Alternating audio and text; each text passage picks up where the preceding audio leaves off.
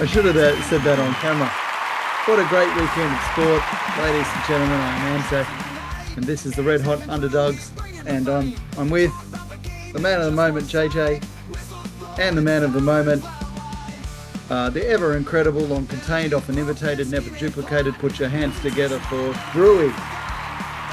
Hey buddy, hey everybody, welcome to the podcast that continually kicks own goals and will continue to do so. Yeah. Hello everybody. G'day Mr. AnzaK. Hello AnzaK Jr. in JJ. Yep. As he just scurries off with his little feet. Beautiful. What a great week of sport. If you're Australian, obviously I'm being sarcastic. Has anything gone right this weekend? Absolutely nothing has gone right this week. It's like my life. I've just summed up my life. Nothing's gone right this weekend. All right. Well, what's gone wrong? Where do we start? I guess at the look, it's been absolutely horrendous. I can't even get my camera right. So if I look like I'm cross-eyed or looking from a really bad cue card, or looking like a complete spaz, which is generally the way I operate, hey, it's business as usual. Play on, I say. Nonetheless, we had the World Cup. Unfortunately for the Socceroos, the dream is well and truly over. Over. Done and dusted. Done and dusted. And wait around for another 4 years. There was that hope, but I mean, Australia did well. We played well. Like, we've never been so close. Like, we've never won that round of 32, but we've never gone into penalties. I mean, that's true. We've never got so far, right? You know. Oh, we have once before. Yeah, but I believe in our last World Cup. Yeah, but we got to the knockout stages, but we got beaten 4-1 or 4-0 by France. So what's better, to lose at penalties or to lose 3-1 or 4-1? You know, I reckon this is better, right? Yeah, this was much better. Look, unfortunately for Australia, the dream is finished. Yeah, the Socceroos are done. But listen, valiant effort. It was gallant. It was 1-1 in regular time. Yeah. So in the 13th minute, we didn't get off to the best start. Imam Ashur for Egypt did a wonderful header into the net, and that went through to put Egypt ahead 1-0. I had my hands in my head, and I'm like, oh my God, we're done. Yeah. But, you know, in true Australian fashion, if you can't do something properly yourself, you get someone else to do it. That's right. That's where Mohamed Hani from Egypt stepped into the fray and said, listen, guys, I'll help you out. I'll score one for you, Socceroos. And he did. And we're like, thank you, Mohamed. We clearly can't score our own goals, but you can score an own goal for us. Good on you. Cheers.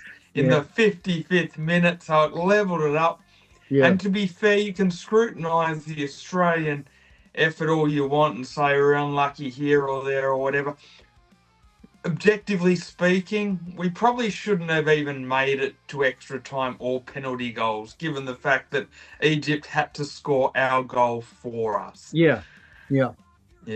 So that was disappointing. Yeah. And then the further bit of disappointment was after extra time. I thought you were going to say the penalty kicks. We're not even there yet. All right, what else? Yeah, okay. Well, the disappointing thing is I thought we call them coaches over here, as we've said, over in England and other places, they call them managers. Purpose of the exercise, I call it a coach because that's what we do in Australia.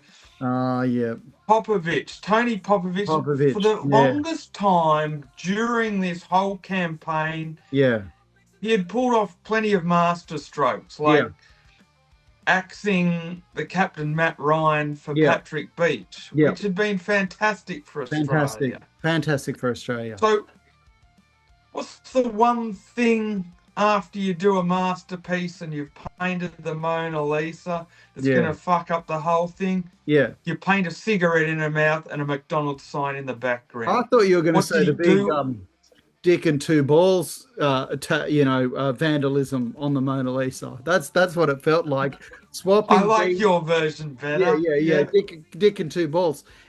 Swapping beach for Matt Ryan, who Yes. that was his first time out there, and he did it just so Matt Ryan would be on the penalties. But I mean, This is crazy. yeah, but it didn't matter really because Australia lost because we didn't kick them in, right? It was that's correct. So yeah, look, it was the myriad of fuck ups. It was like the Yeah. Three Stooges. yeah. I wasn't sure if it was Tony Popovich or not Lauren Daly, Laurie Daly Oh as yeah, our coach there. I Lauren. mean, it could have been Laurie Daly, Tony Popovich, or Aaron Brockovich. Oh yeah. Whoever it was, they were Yeah. making some stupid fucking decisions. Yeah, yeah, Bloody Tony Popovich. So what does he do? Exactly what you said.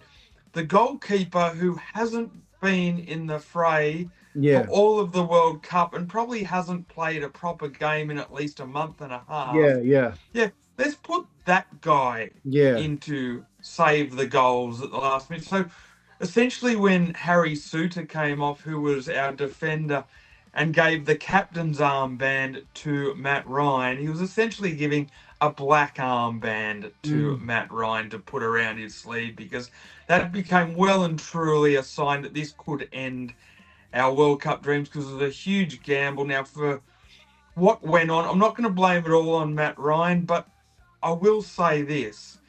It was a very unglorious tenure there in the goal square, because he didn't save one.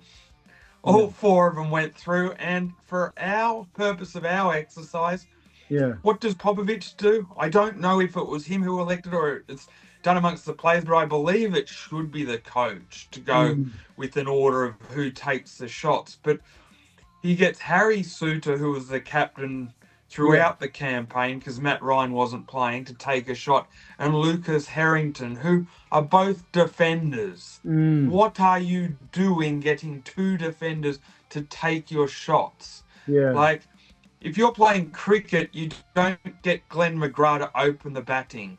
You don't get Ricky Ponting steaming in from the Paddington end to open the bowling. And you don't throw the keys to a childcare centre to Mr. Bubbles. Like, everything you did was wrong. Yeah, okay. I didn't think about that, but you're right. So the captain, they gave the captain the first kick and he missed it. But wait, who was and then they gave it to this bloke who was like, he was 18, I heard, but he looked 12. Who was that? Yeah, this was Lucas Harrington. Oh, he was the other defender. Yeah, he was young. Was that? Are you allowed to say that? Like, he was young? Of course you are. Yeah. So he's a defender, and he's 18 years old. Why did they give it to him? Was he just like a remarkable penalty kicker, or did no one else want to do it, or were the forwards sore, or like did they talk about this? Did they think about this, or did they draw straws? Who decided that an 18-year-old defender that nobody, nobody knew. I don't know. Nobody knew. There's got to be, people that have done it longer than an 18-year-old, right? Yeah, look, it was a bit of a head scratcher, to be honest. Now, I've got a theory about this. He might have been practicing them in practice and knocking them down and doing really well, but it's one thing to do it in practice, another thing to do it on the bright lights and the big stage in front of everyone at 18 years of age. Plus, you're not a striker, you're a defender. Like, everything here screams ridiculousness. Anyway, it is the dick and balls and the Mona Lisa painting. It's ridiculous. It's dick and balls. Everything is wrong about it. You know what? I'm over talking about it. I think we need to move on, because it's just like, what else can we say about this? All I can say is good luck in retirement, Mr. Matt Ryan. I'm glad you got your 4 shots worth of trying to save something and swung it. Good old air, but look, the Central Coast is a lovely place, so I'm sure you'll enjoy your retirement. But there. Is this better news for Beachy, for Patrick Oh, Beach. it's good news for Beach. I don't think they're going to change St Kilda Beach to Patrick Beach anytime soon. Yeah, okay. I think we need to win the World Cup to change St Kilda Beach to Patrick Beach. Yeah, But he'll get another chance in another 4 years unless he will. Some he other will get another chance. He'll be there in 4 years. prodigy comes along. All right, so that's it. Done and dusted. Well, hopefully we don't do an Italy. Yeah. That's right. Okay, Anyway, look, that's just the way it is. Onwards and upwards. Can I do like sticking to the World Cup? Yeah. I move on to my next team, which is whoever is playing England. All I want now is for England to be humiliated and kicked out. I don't really care who kicks them out. I really hope it is as soon as possible. I just hope it is as painful and as humiliating as can be. And the English people, it pans to their faces in the crowd, and you see lots of English people crying in pain. That's what I want to see. I want to see the English team be sent home, and everything will be worth it. Everything will be redeemed. Yeah, look, I don't mind the English. I mean, apart from complaining about stupid diva conditions and there, like that's un-Australian. It's too hot on a summer's day, or the air conditioning's too cold, or the pillow's too fluffy. They're okay. No, they're not okay. Or why is my face too red? Well, you got sunburnt, champ, You're saying you don't mind if the English win, or whatever you said, is absolutely un-Australian. Okay, it's shocking, and it's like not going for Australia. That's how shocking it is. You have a go at me because I go for Queensland instead of New South Wales, and I'm from New South Wales. But here you are calling yourself Australian, always lived here, and you don't want the English team to be sent home. Shame on you. That's all I'm going to say. Hang on. On you. It's un-Australian, and it's disgusting. It's seriously disgusting. Wait. I never said I didn't want them to be sent home. I guess I'm just not as emotionally invested in it as you are. I don't care if they get eliminated or not, and it wouldn't bother me if they won it. Yeah, well, by that token, I'm not hanging on my every breath for them to win either. I don't have a horse in the race now. I don't know. It's un-Australian. Maybe Japan or some filthy drug dealers like Colombia would be good to win the whole thing. I wouldn't mind that. Japan's gone, dude. Japan's gone. Oh, okay. Okay. Well, there you go. Thank you. You're the eye in the sky. At least we've got someone who knows what's going on. I've only been following the Socceroos, but I wouldn't mind Colombia. Some filthy drug dealers taking home the cup. Yeah. They can put like heaps of bags of bloody cocaine in there. I was going to say cup, but it's not. They don't have a cup. It's a trophy of someone lifting the world or something. Or a soccer ball on top of something. I've never really looked at it particularly closely. You can tell we're real avid soccer fans. It's just we're just really deflated because of the Socceroos. So sorry if we're not giving you your expert commentary right here. It's pretty flat in the building after beach ball got deflated. Yeah. All right. Moving on. World Cup. Okay. All right. What else is there?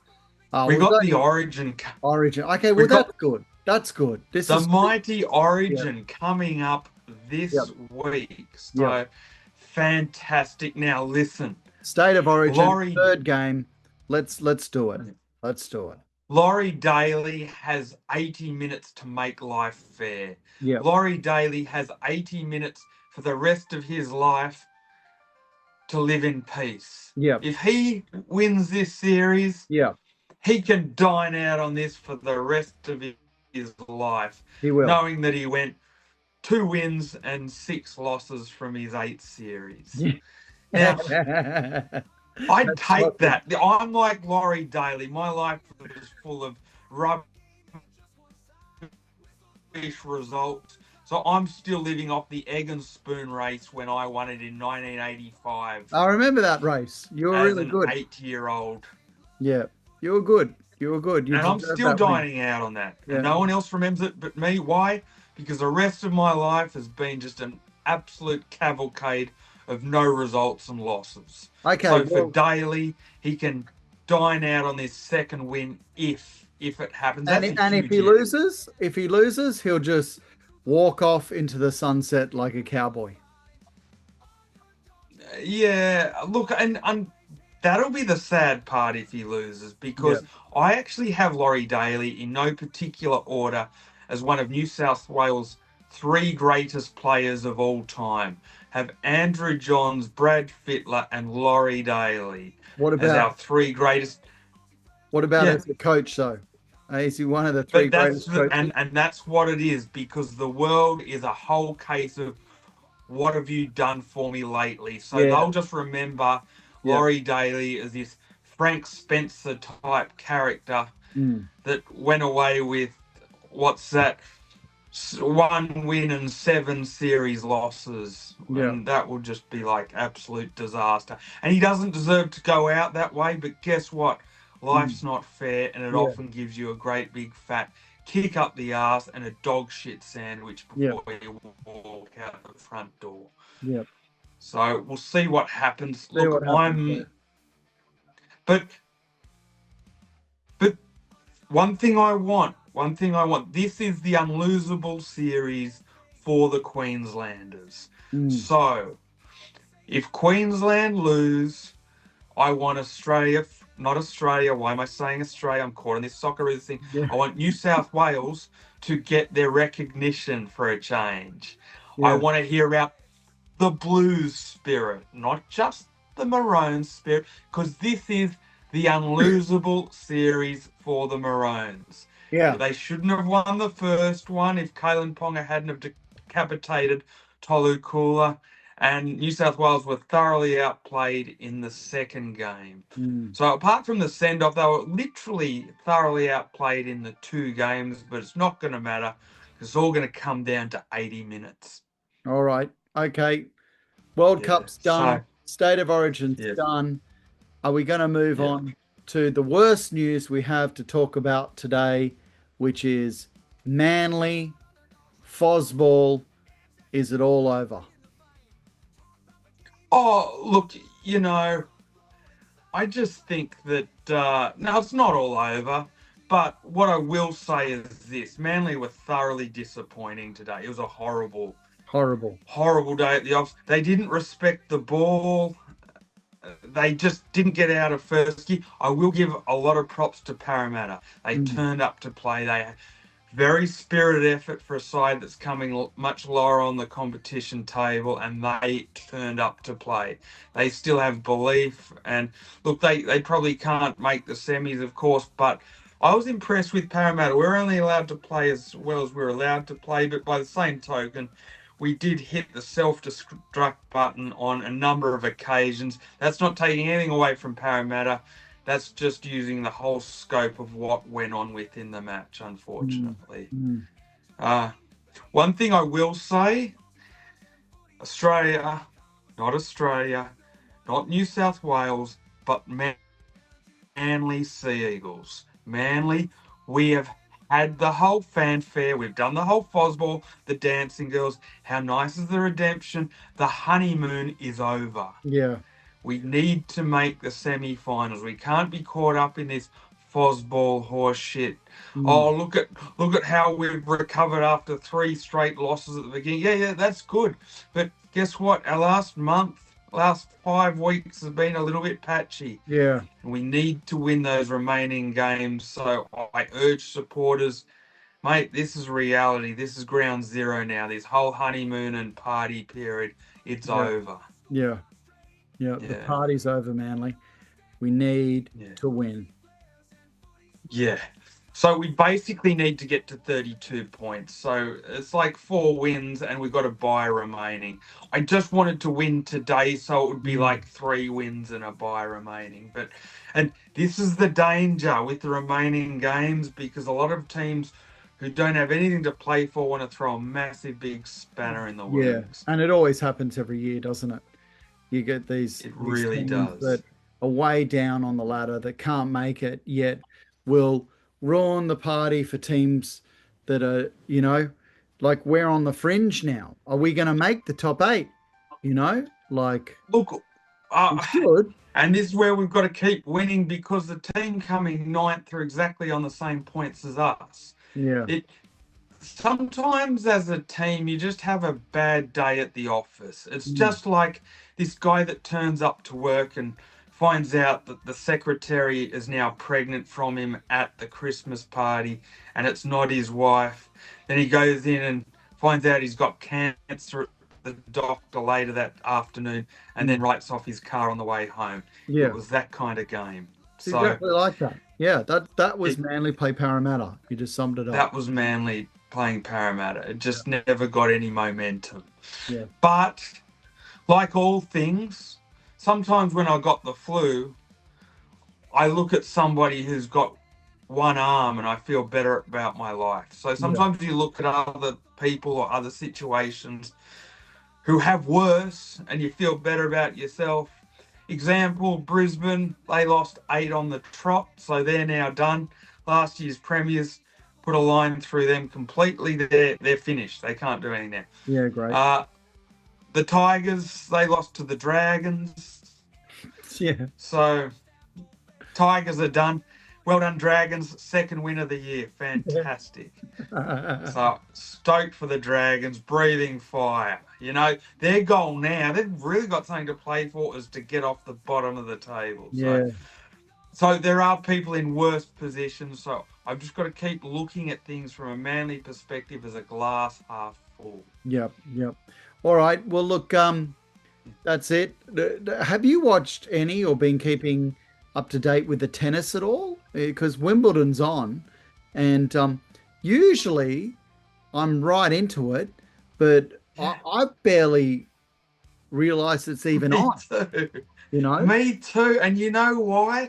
For some strange reason, I never thought I'd say this. I got caught up in World Cup fever. Soccer. Yeah, it's a soccer. So, we've drank the Kool-Aid of the World Cup soccer, and Wimbledon. I mean, should Wimbledon have delayed it? Should have they delayed it? Because no, I tell you what, it's not just in Australia. In England right now, do you think people are following Wimbledon? No, they're just watching the soccer. They're not. And no, I don't think they should delay it. I'll tell you why. Because I think it's just such an iconic and institutional juggernaut that they'll kind of think, all right, once every 4 years we might lose some viewership and a bit of money, but the giant still rolls on. For 3 of those 4 years, it's still always going to be massive and people will be following it so much more closer. It's just when World Cup year comes around, that's when it'll have a slight little dip. Yeah. But I'm sure we can report on it could next have just done week it a bit later. Wimbledon could have just done it a few weeks later and it would have been fine. Yeah, that's true. So I don't even know who's in it and who's not. But Joker's in it. Joker's going for his 25th, and de Minaur's doing really well as well. So I mean, Wimbledon's to me it's my second favourite major. Australia, obviously, Australian Open, and then Wimbledon. But you're right. I don't think we are the only ones that haven't followed it at all. Okay, look, that's Wimbledon. What about Australian boxing? There's been a lot of talk about, good old your mate Tim Tszyu. It's he came out with this on YouTube. We'll do a link. This amazing promotion about Errol Spence. They're saying it's the biggest fight in the whole entire world. It's only a couple of weeks till it's on. Yeah, look, they always do this. And you know what? For the record, there have been much bigger fights in Australia. So as far as Australian boxing history is concerned and fights in Australia, I always point to our 2 biggest fights in no particular order. They're interchangeable. I don't mind if you have them 1 or 2 or 2 and 1, depending on which one you prefer.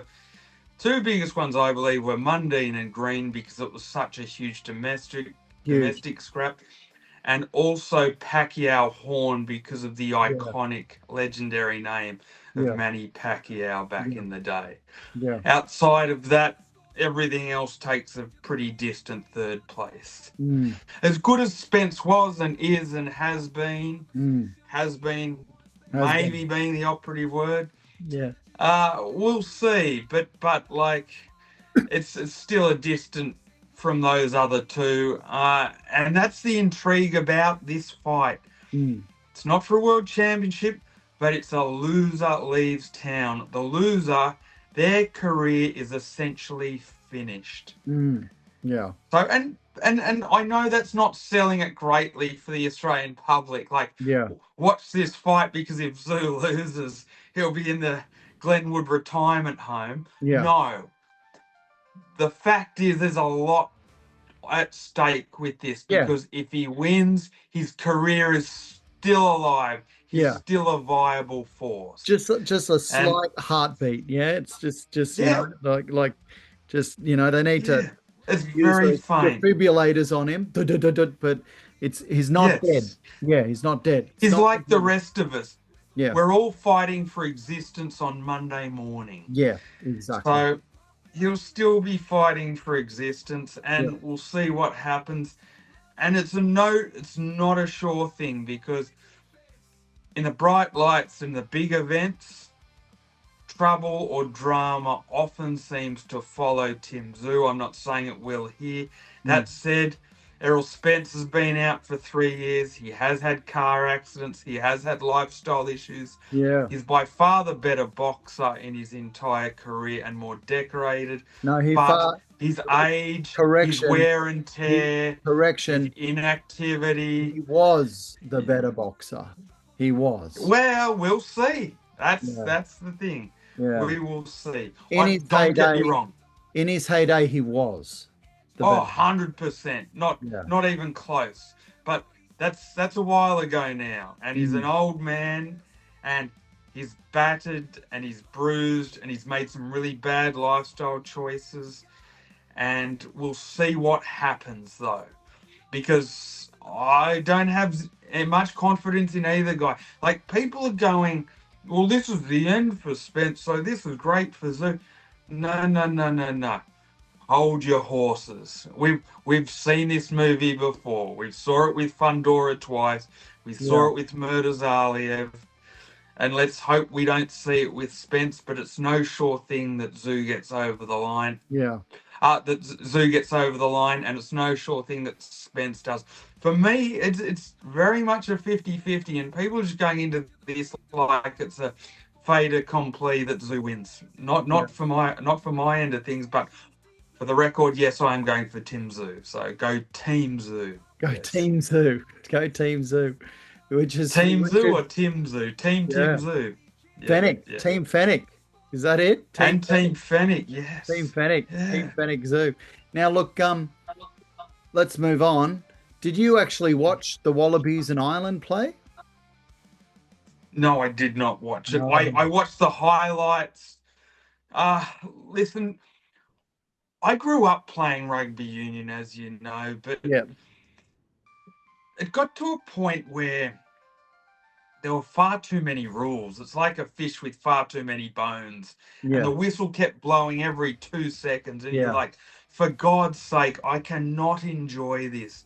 Union has been killed for me via the technicalities of all the rules. And it's a real shame. And I don't watch much of it anymore, but I will watch the World Cup when it's on. Yeah. Well, you're right. It was known, that rugby union seemed to flow more, right? It was known as the game that flowed. Yeah. There was less whistleblowing. The running game. The running game. But now it's the opposite. There's that many stoppages. There's that much. It's the kicking game. It's the kicking game, and there's not much ball in play now. And it's become a game of professional goal kicking. Yeah. And it's a real shame. Like, you do get rugby union games that are good. You do. But you do. unfortunately, the people that like rugby union over rugby league tend to be two things. Number one, idiots, or number two, New Zealanders. And let's be honest, we can put them in the same bucket. You definitely can put them in the same bucket. Now, look, I've got to say, I used to really enjoy the rugby union. I reckon it kind of changed around about 2010, 2011 It on. wasn't long ago. Maybe a fraction later, Yeah. maybe closer to 2015, Yeah. it became really technical. But I remember in the late 90s and early 2000s Yeah. seeing some amazing games Oh, at yeah. international level with Yep. flowing rucks and mauls and Yep. passing out the back, and it kept Yep. moving. And I'm just Yep. like, mate, this is the shit. I This was like, is, you yep. can have your league, this is the go. But then Yeah. when they started to be the rules police Yeah. and there kept on being whistles getting blown left, right, and centre, and players would check to see who got the penalty. Yeah. Now, when Nobody knows. A whistle goes in when rugby union. yeah, Someone blows a whistle. Every Yeah. single player from every team looks at the ref, and nobody has any idea. You might as well flip a coin who it is. Like, they don't know. The ref doesn't know. Spectators don't know. It's ruined the game. The amount of whistles that are blown. It is absolutely ruined. yeah, look, when players from neither side know who a penalty is for, Yeah. that's when you know you've gone too far with the Yeah. rules. That's when you know you've ruined the game. Yeah. And that's when you know you've painted the dick and balls on the Mona Lisa. Yeah. Spray It's painted. gone too far. They've Yeah. ruined it completely. So look, Yeah. it is a shame. But it is what it is. I didn't watch it. I watched some of the highlights. They looked a bit more like lowlights. Look, I'm hoping, I don't want to be too cynical. I'm hoping one day I'll return my love Yeah. for the game of union. Yeah. Yeah. I don't know if it'll be anytime soon, but like if I there do, were it'll a be few because good I watched games. the World Cup. Yeah, there were When it's on, I think that's on next year. The problem too is the local league, like the Waratahs and that league, is just dead and buried. Like, Oh yeah, Super Rugby is absolutely done. it's And gone. one of the catalysts for that was taking out all of the South African teams out Yeah. of that. Yeah. There are no South African teams in that. And in fact, we're going to do an episode at some point. I plan to do the top 5 most useless competitions or irrelevant competitions or sporting events in the world. Okay. So All right. I Let's think do that'll be an interesting one. Well, And or the rugby union, the Australian rugby union comp will be in there. yes, the Super Rugby will be in it. It won't be number 1, but it'll be in it. Do you think that, because, there's been a resurgence somewhat of Australian basketball in Australia, like the Australian Basketball League, the NBL is, was huge when we were kids. It dived bombed, okay? Yeah. But it's got better. Come on, Drewy. There's people that go there. The teams are good. There's merchandise. It's definitely getting better, okay? Look, I kind of think that as far as the NBL is concerned, I think a lot of its supporters are still who are clinging on to the glory days of the past. Might be men in their late 40s I who don't are think still so. virgins No. living in their mum's basement No, with their undies, playing No. on the Commodore 64. Mate, No. I still think it's dead as. no, it's not. You know? It's had a resurgence. People are going to the games, okay? Do you think that rugby union can turn it around as the NBL has? Mate, I still can- don't think the NBL has. I still see, instead of people going from the pub to the game, I reckon a lot of NBL supporters walk from the library to the game. Okay, all right. I don't rate it. I'm going to ask you another question, okay? Okay. Deep breath, Drew. Okay, rugby union was amazing. Okay, they changed the rules. Now they can't even get people at the games for $10 tickets, and nobody watches them at all. Oh, Okay? yeah, it's terrible. Okay. I'm not Okay. going to deny But, that. you know, okay, the World Cup gets views and stuff, but Yeah. can rugby union be turned around? Because right now, young players do not want to play for rugby union. They all want to I play for don't rugby think league. You know, I don't think it can in Australia. okay, they Not can't. in Australia. Okay. I think too many people are invested in rugby league has never been stronger here. Yeah. AFL has never been Never stronger been here. stronger. And True. I just think it's been completely left in the dust. I think its marketing is tantamount to being absolutely horrendous. Yeah. And I just think that it's done. I think it's finished. It's embarrassing, the attendance records at Super Rugby crowds. My Yeah. only other counterpunch with the NBL, so yeah, I think it's as dead as you do. But my other counterpunch, the NBL, how many NBL players at the moment can you name? None. None. Yeah, so Yeah. there we go. But anyway, Well, just what do we? How many people that play in the Waratahs can you name? is this the same amount as you can with the NBL? So Yeah. there we Yeah. go. Yeah. Yeah. Okay. Yeah. All right. And So just one other thing. you I don't thought think, you know, like, do you think that rugby union in Australia can come back and have a healthy competition? No, not really. It might improve a fraction, but not to its great days of the 90s and early 2000s, no. And even some of the late 80s. No, not to its glory days, no.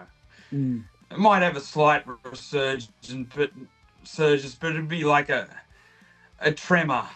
Yeah. As far as an earthquake is concerned. It Small really tremor. is a shame because rugby union was a good game.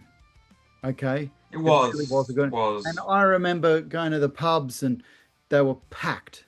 They were packed with people watching. Yeah. You know, 100%. Now great. nobody knows what day it's on. Yeah. That's true. Yeah. It was like sardines in a can for the Super Rugby final. Yeah. But now you could fire a cannonball through any given pub and it wouldn't hit anybody. So they don't even play it. If they play it, no one even looks at it. No. Anyway, You're right. all right. Moving Just one on. other thing. Yep. One other thing I wouldn't mind to finish on for the last minute. The UFC. Oh, UFC. They're trying to bring back Conor McGregor, a guy that's won one fight in 10 years. Yeah. This is your marquee moment to try and bring back excitement to this sport. Yeah. Like, its supporters are dumb. Its head of UFC is dumb. Yes, it's a big consortium, blah, blah, blah, blah, blah. Yeah. But guess what? You're losing star power, and this is your guy. One guy that prances in there wearing underpants, some ginger-haired leprechaun that's won one fight in 10 years. All right, if you want to be this gullible and dumb, then please watch it on Sunday coming up. I'd like to watch it. You know, UFC is never going to be as big as it was, but this is going to help it. This is going to help it. Is it going to be free? Is this fight going to be free? I don't know, but at this rate, boxing will be digging up Muhammad Ali out of its grave. Oh. God, you're bringing back...